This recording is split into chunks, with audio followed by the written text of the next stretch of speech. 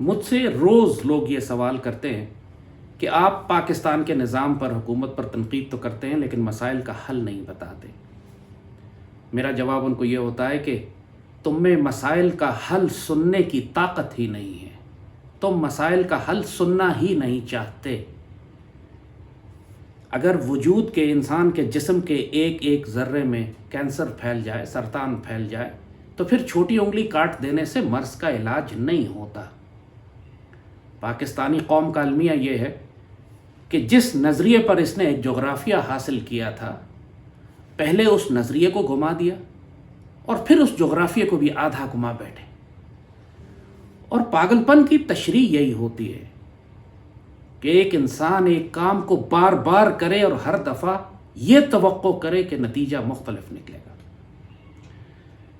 انتہائی افسوس کی بات لگتی ہے، انسان حیران و پریشان و ششدر رہ جاتا ہے کہ ظاہری طور پر اتنے تعلیم یافتہ، اتنے پڑھے لکھے، دنیاوی لحاظ سے اعلیٰ ترین لوگ کیوں یہ چھوٹی سی بات نہیں سمجھ سکتے کہ قوموں کی بنیاد نظریات پر ہوتی ہے، اور جس قوم نے اپنے نظریے کو گم کر دیا پھر اس کا جغرافیہ بھی تبدیل ہو جاتا ہے، اس کی سیاست، اس کی معیشت، اس کی معاشرت، اس کی تعلیم، اس کا خاندانی نظام سب کچھ تباہ ہو کے رہ جاتا ہے، جیسے آج پاکستان کے ساتھ ہو رہا ہے۔ آپ مجھ سے حل مانگتے ہیں، حل میں دیتا ہوں تو آپ میں سننے کی جرت نہیں ہے۔ قائد اعظم نے حل دیا تھا، علامہ اقبال نے حل دیا تھا آپ کو، لیکن صاف میں کہوں گا کہ آپ اس قدر بزدل اور بے غیرت ہیں کہ آپ یہ چاہتے ہیں کہ حل میں آپ کی مرضی کے مطابق دوں۔ ایسا نہیں ہوگا۔ قائد اعظم سے پوچھا گیا کہ ملک اور قوم کا آئین کیا ہوگا، فرمایا میں کون ہوتا ہوں آئین دینے والا، آئین تو اللہ اس کے رسول صلی اللہ علیہ وسلم نے 1300 سال پہلے دے دیا تھا۔ آپ کو معلوم ہے کہ برطانیہ میں کوئی لکھا ہوا آئین نہیں ہے، وہ آزاد قوم ہے۔ جب اس سے پوچھا جاتا ہے تم اپنے فیصلے کیسے کرتے ہو، کہتے ہیں ہم اجتہاد کرتے ہیں، ہم اپنی روایات کو سامنے رکھتے ہیں، وقت کی ضروریات کو سامنے رکھتے ہیں۔ اسی کو تو اسلام میں اجتہاد کہا جاتا ہے۔ 1400 سال کی مسلم تاریخ میں کب ایسا ہوا ہے کہ کوئی مسلمان ریاست بنی ہو اور 4 وکیلوں کے ہاتھ کا لکھا ہوا کاغذ کا ایک ٹکڑا لے کر اس نے آگے والی صدیاں چلائی؟ ایسا ممکن نہیں ہے۔ مسلمانوں کا طریقہ یہ ہے کہ قرآن، سنت اور اجتہاد یہ ہمارے جنرل گائیڈنگ پرنسپلز ہوتے ہیں۔ ہمارے آئین کے شروع میں بھی یہی لکھا ہوا ہے کہ سب کچھ قرآن و سنت کے مطابق کریں گے۔ یہ غلاموں کا طریقہ ہے کہ اپنے ہاتھ سے اپنے لیے زندگی گزارنے کا طریقہ لکھتے ہیں اور پھر آنکھ بند کر کے اس کو اس طرح قرآن و سنت کی جگہ پر اس کو پوجنے لگتے ہیں۔ قائد اعظم سے جب پوچھا گیا کہ پاکستان کے لیے کون سا نظام سیاست بہتر ہوگا، فرمایا پارلیمنٹری ڈیموکریسی پاکستان میں نہیں چل سکے گا، یہاں پریزیڈینشل سسٹم ہونا چاہیے، صدارتی نظام، ایک ایسا صدارتی نظام جس کی بنیاد نظریہ اقبال کے اوپر ہو۔ لوگ ہم سے سوال کرتے ہیں پھر کہ صدر کون ہوگا۔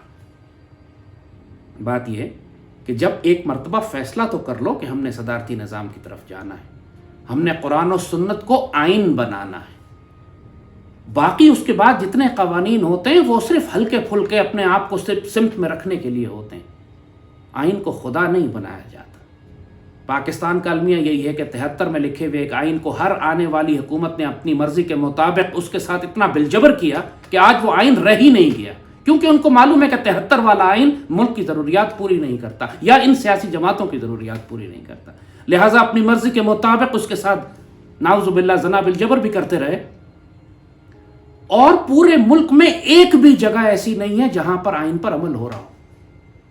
اگر آئین پر خود سب کو معلوم ہے کہ آئین پر عمل کرنا ممکن ہی نہیں ہے، مجھے خود بتاؤ کہ اگر آئین پہ عمل کرتے تو 62 اور 63 اگر صحیح طرح اپلائی کیا جائے جیسے لکھا ہوا ہے اس کے اندر، کیا آج کوئی پاکستانی پارلیمنٹیرین پارلیمنٹ میں ہو سکتا تھا؟ نہیں۔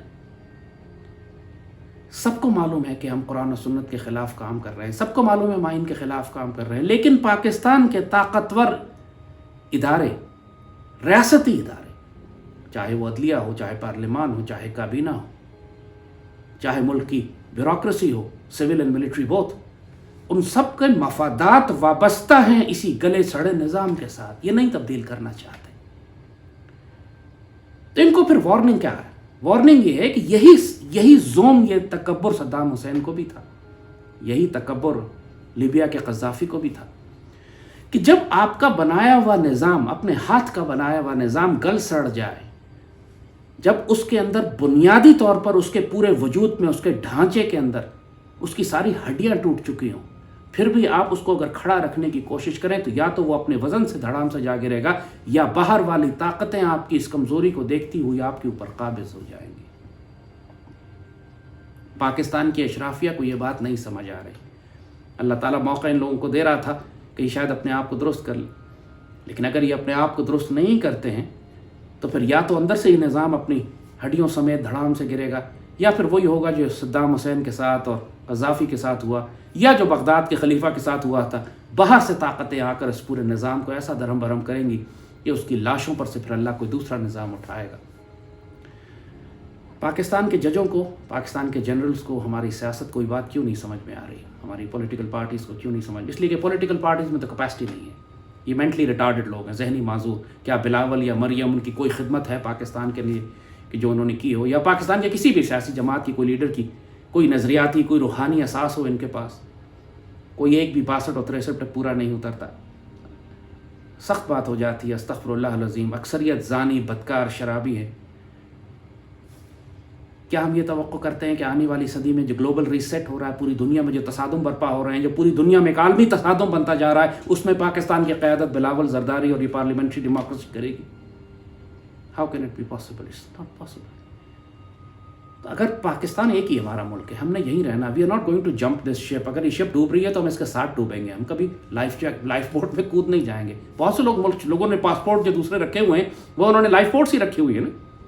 ان کا خیال ہے کہ یہ ملک ڈوبنے لگے گا ہم لوٹیں گے، ملک ڈوبنے لگے گا ہم اگلی فلائٹ سے ملک سے باہر چلے جائیں گے۔ یار اب تو ملک سے باہر بھی کہیں نہیں جا سکتے، اب کہاں جاؤ گے؟ پوری دنیا میں ڈیموکریسیز ختم ہو گئی ہے، فیشزم آ گئی، ڈکٹیٹرشپس آ رہی ہیں، پوری دنیا میں جنگیں آ رہی ہیں۔ جو دولت تم نے ملک سے باہر جمع کی تھی، واللہ ایک لقمہ حرام کا تم استعمال نہیں کر سکو گے۔ آپشن کیا ہے تمہارے پاس اب سوائے اس کے کہ اس پاکستان کو ٹھیک کرو؟ پاکستان کو ایک نئے آئین کی ضرورت ہے، اور وہ آئین صرف یہ ہوگا کہ ہمیں قرآن و سنت اور اجتہاد کی ضرورت ہے۔ That's going to be our new constitution. ہمیں ایک نئے پولیٹیکل ماڈل کی ضرورت ہے، پریزیڈینشل ڈیموکریسی۔ صدر کا انتخاب کیسے ہوگا؟ پورے ملک کے اندر سے بہترین 5 یا 6 لوگ سلیکٹ کر لیجئے۔ کیا 22 کروڑ میں 6 لوگ ہمیں اچھے نہیں ملیں گے جن کا ٹریک ریکارڈ پوری زندگی کا ہمارے سامنے ہو، اور قوم سے کہیں جاؤ ان میں سے کسی ایک کو صدر بنا لو، پھر وہ اپنی ٹیم لے کر آئے؟ امریکہ میں بھی اسی طرح کا ہوتا ہے، ہر ملک اپنی ضرورت کے مطابق اپنا ماحول تیار کر لیتا ہے۔ فرانس میں ایک ڈفرینٹ ماڈل ہے، انڈونیشیا میں ڈفرینٹ ماڈل ہے، ایران میں ڈفرینٹ ماڈل ہے، سعودی عرب، رشیا میں ڈفرینٹ ماڈل ہے۔ آزاد ملک اپنی قسمت اپنی ضرورت کے مطابق طے کرتے ہیں۔ تو بات یہی ہے کہ اس وقت ہم نے سارے ڈیموکریٹک ایکسپیرینسز کر لیے، جو 3 بڑی پولیٹیکل پارٹیز تھیں، میں زرداری، نواز شریف اور عمران کی حکومت کو بھی دیکھ لیا، اور صاف بات ہے تینوں مکمل طور پر فیل ہو چکے۔ ہم آخری وارننگ پاکستان کی اشرافیہ کو دے رہے ہیں، پاکستان کی جوڈیشری کو، ہماری ملٹری پولیٹیکل لیڈرشپ کو، کہ پلیز اپنے آپ کو ریفارم کریں۔ اس طرح نہیں چل سکتا نظام۔ پاکستان امپلوڈ کر جائے گا، یا باہر سے بیرونی دشمن ہماری کمزوریوں کا فائدہ اٹھا کر اس ملک پر چڑھ دوڑیں گے۔ اس وقت نہ توبہ کا وقت ہوگا نہ کفارے کا۔ خلیفہ مسلمانوں کا، بغداد کا، یہی حال تھا اس کے معاشرے میں بھی، اس کے دور میں بھی، کہ جب اس کو ہلاکو خان کے سامنے پیش کیا گیا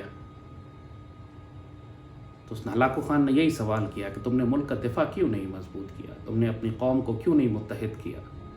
کیا تم دیکھ نہیں رہے تھے کہ باہر سے طوفان اٹھتے ہوئے آ رہے ہیں؟